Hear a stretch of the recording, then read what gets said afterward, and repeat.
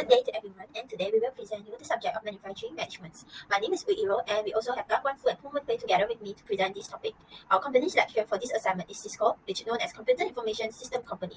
So Cisco helps seize the opportunity of tomorrow by proving that amazing things can happen when we connect the unconnected. And how Cisco practice sustainable approach in supply chain? Cisco adopted the RBA Code of Conduct as their supplier code of conduct. And next, environmental sustainability is a key criterion in their assessment of suppliers. They expect suppliers to publish reports and reductions targets to CDP on an annual basis. And besides, their product use a variety of materials, including minerals such as thallium, tin, tungsten, and gold. So they are committed to sourcing materials from companies that share their values regarding human rights and environmental sustainability. And next, I will pass to my teammates. Thank you. Hi, I'm Gan, and now I'm going to talk about the structure of Cisco supply chain management. The structure consists of 5 stakeholders, which are supplier, manufacturer, distributor, retailer, and customer. A supplier is an external stakeholder in a business as they affect how the business performs and rely on its success. Examples are Samsung Semiconductor, Taiwan Semiconductor, and Delta Electronics.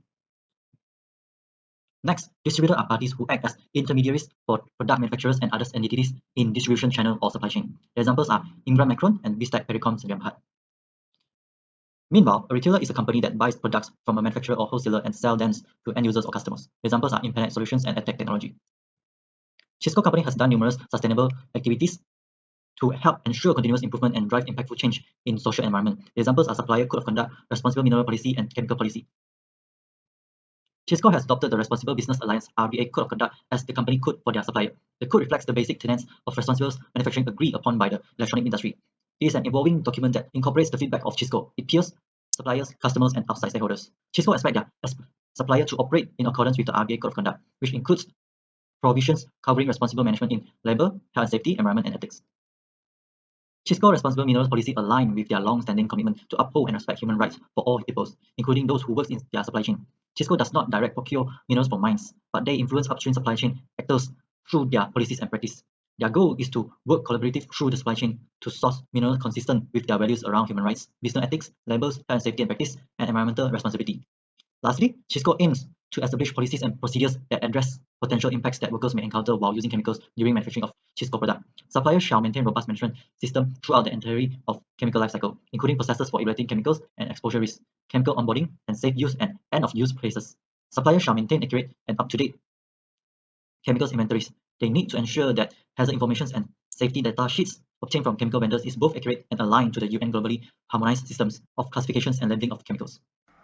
Now I'm going to present about the sustainable supply chain impact. So overall impact on the Cisco company is that it changed from linear economy into circular economy, and it reduces the environmental impact. Besides that, other impact is that 50% of the plastic material consists of recycled content, and it results in 75% of packaging form reductions. 70% of Cisco supplier achieve zero waste, and 80% of Cisco supplier achieve greenhouse gas emission reductions. Next, I'm going to give in detail some of the examples. So in the material field, instead of using normal plastic, Cisco company use plastic with 25% recycled content and apply material reduction design, which is more sustainable and reduce the raw material. While in the packaging field, Cisco company start to use reusable pallet wrap starting from 2019, and in 3 years' time, they have successfully avoided using 174,000 pounds of plastic wrap.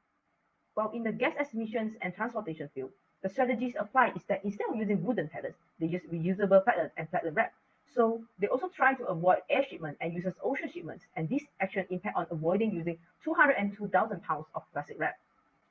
Limitation to organization is mainly in the cost, time, and limited option aspect. So sustainability supply chain is costly, especially for small company. It is also time consuming and require a long period of investment to see the result. Besides that, the limited option in sustainability material also make it hard for it to apply. Next are some of the problems faced. So some of the examples of environmental problems are the air pollution, water pollution, climate change, over-exploitation of natural resources, and so on. And in terms of economy, the mindset of a business must be profitable, make it hard to apply the sustainability. And some companies are facing difficulty in adopting the change of sustainability policy, which threaten their existence. In terms of social impact, some businesses ignore the sustainability issue and are unwilling to pick up the responsibility. Here are some suggestions on implementing sustainability supply chain. Government need to provide more support, while companies need to increase the awareness and pick up the role to train and encourage the initiative-taking culture for the employee. Another suggestion is to cooperate with other organizations. For example, Cisco company cooperate with 10 other organizations to explore on different methods of eliminating the wrap. In conclusion, supply chains have come into focus because they use a lot of resources and money and are frequently a source of unnecessary waste. Thus, supply chain sustainability has emerged as a key corporate goal. Companies have started to measure the environmental and societal impact of their goods and services from the beginning to the end of their life cycles. And that's all from our group. Thank you.